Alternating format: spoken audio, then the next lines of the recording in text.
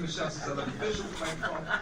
I will use the microphone. Thank you all very much for coming once again. This is a culmination of a lot of years of work from a lot of different people, and to name some of the people who really been a part of this from the very beginning. I think President Keyes said about 3 years ago when we had the official unveiling of the radio station, we had a ribbon cutting ceremony upstairs on the second floor, a symbolic ribbon cutting. President Keyes says, "I think I've been hearing about this project for the last 10 years, Tony." And I said, "It's actually been about 12. She said, "But I want to congratulate you." She said, I don't want to say I didn't think you could do it, but I do want to say congratulations on a job well done. I've been hearing about this for years, and you've finally gotten it done. And it really wasn't truly complete until we got the support of one of our alums who decided to pay it forward, Mr. Ray Warren."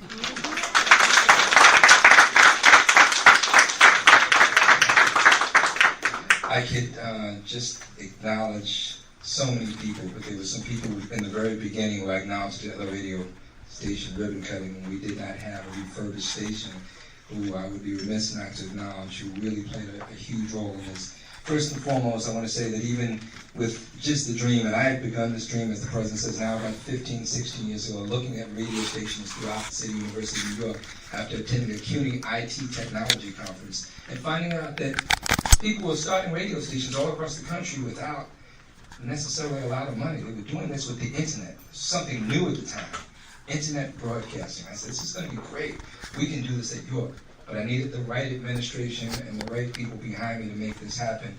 And we needed the right president and the right leadership to make this happen. And not to disparage anyone else, but this finally came together under the leadership and administration of President Marcia V. Keyes.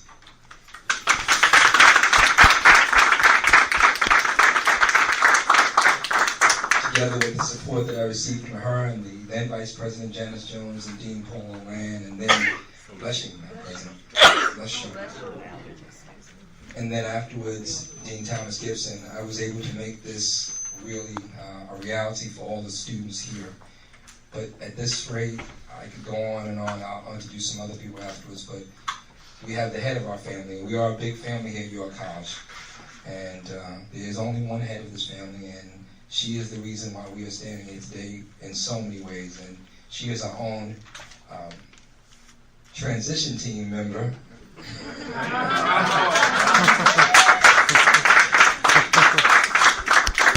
There are only 60 people on the Merrill's transition team, and we happen to have one of them by chance. I don't think so. Here at York College. She is our own mother and head of this institution, President Marcia V. Keyes.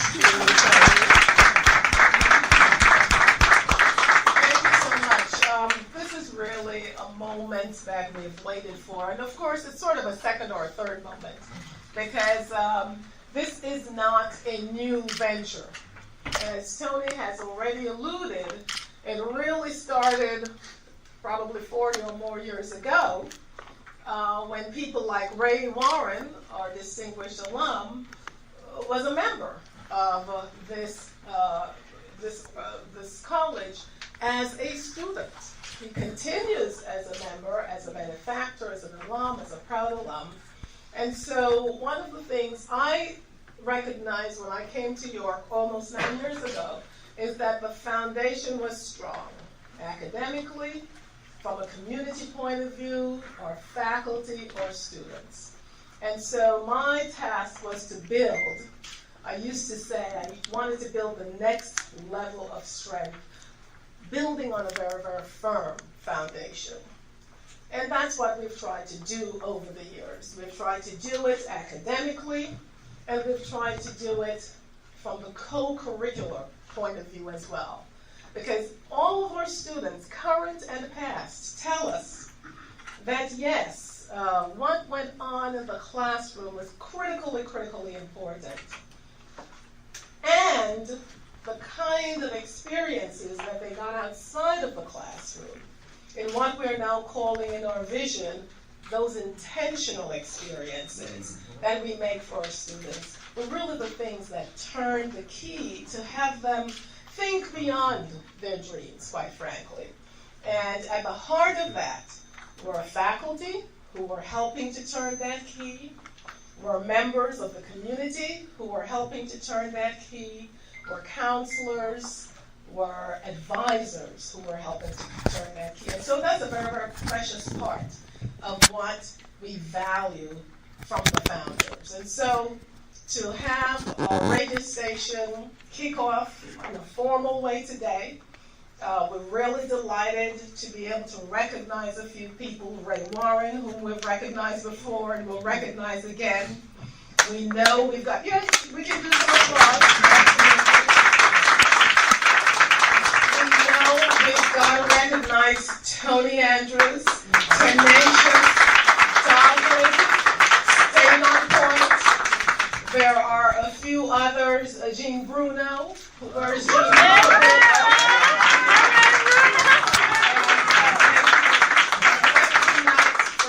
Brian Graves. Yeah. Those are sort of the quartet that led the way. And of course, whenever you have leaders in a quartet, you've got a lot of people joining the chorus and people being a part of the support. There are many, all of you in this room, some are not here, but clearly we needed some leaders on this, and they are the anchors that led us to this day. So really, as we celebrate this opening, we celebrate you, we celebrate our students, we love the fact that they are being given the tools inside and outside of the classroom, and whether they become in the business of being at the radio station, or whether they do journalism, or whether they use it in their marketing, but just if they use it in life, we'd be happy. And so with that, welcome all. A special note to our students, this is really for you. Recognize too that you leave a legacy, so we'll be looking 40 years from now for you to do what Mr. Warren has done. Let me not forget to have you pay it forward too. So you plant the seeds now, and then certainly in 40 years we hope to reap a big oak tree. So we do this for you. Everyone, really welcome. Wonderful work. We'll continue to delight in all of the good things we do here, including our YC radio station. Tony? Thank you, Madam President. Thank you. And she talks about some of the people who led to this this day. I just want to mention also, before Brian got here, John was working with somebody else. I say to John, John has been the glue for the last 2 years, because he has been here between lead station operators. He's been my one constant over the last 2 years as a student and now as a staff person. John, come on up.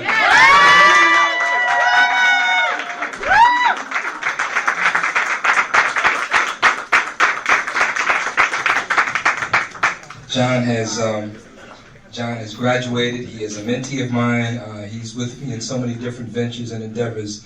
And he learned about radio and journalism from another good friend of mine who has come here today. And I think he needs to be acknowledged, because this work really began in earnest with my good friend, who is now an anchor on Morning News Upstate, Joe Salzone.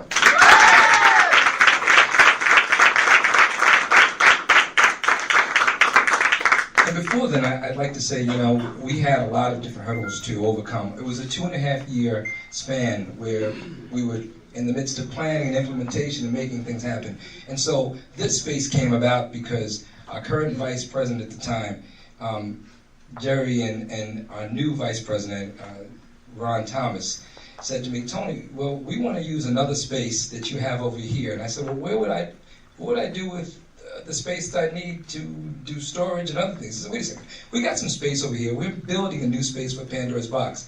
And you can take the old Pandora's Box spaces and use them for whatever you need them. I said, well, Ron, that's a great idea, because I've got an idea for a radio station. And Ron and Jerry said, Tony, that's great. We think you can make it happen. That's a space that you oversee. We're going to create another space upstairs. You can use this space. And that was the way I was able to get this space, because of their idea to build a new space for Pandora's Box. Jerry and Ron, I want to thank you very much, because without you guys, I wouldn't have this space. we'd be really remiss not to mention people like Matthew Katz, who was key in this whole endeavor, and Peter Ty, our Chief Information Officer, who was fantastic and helped me to design this, along with the help of Dan Phelps, who was just, Dan Phelps, let me just tell you, Dan Phelps and I, we've had a good relationship over the years, but part of that is because Dan has really helped to make my vision and my dream a reality. It was Dan who came up with the idea for all of this new equipment. And I want to give Dan high praise and high regard for the work that he did in making my dream become a reality by designing this whole station. I had a design, but Dan said, Peter says, we want to make a design that's going to last for a number of years and something we can refurbish if we need to and change around. And Dan helped make this come about. So I want to thank Dan Phelps, even though he's not here, and Peter Ty, for helping to make this dream a reality. And of course, we'd be remiss not to talk about the Fine and Performing Arts Department. Tommy Z, Funk Master Tommy Z is here, representing there. Tom's got the funk show, and one of our professors who is great, does the band and everything else. And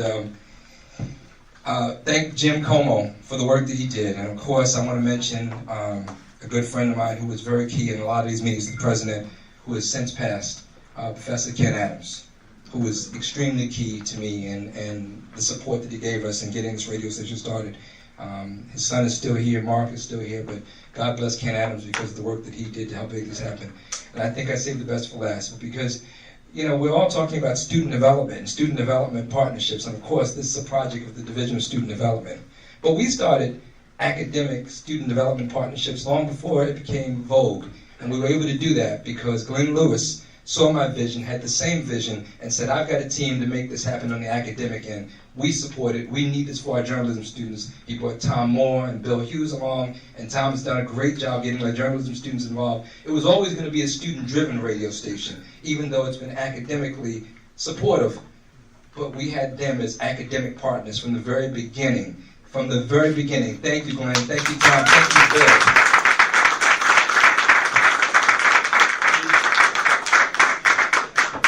Thanking the provost also for being here, and Dean Cindy Holler, who is in charge of that area.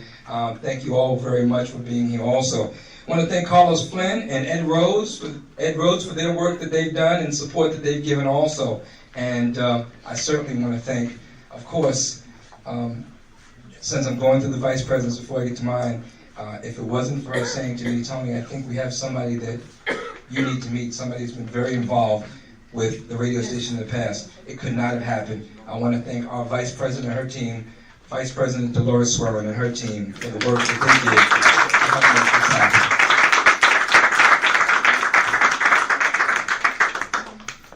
I know that I have a lot of colleagues and friends that are here today, but I want to make sure that we have our vice president now, because if not for her support over the last 2 years, I couldn't continue to make these things happen. And along with Gene Phelps, Dr. Gene Phelps, who's our Director of Student Activities, who gives me all the freedom to do the things I need to do outside of what my job entails. Of course, it creates extra work, but she supports me through it all. The person who supported me over the last couple of years, she and Dean Gibson, who's gone on to bigger and better things. My own Vice President, Geneva Walker Johnson.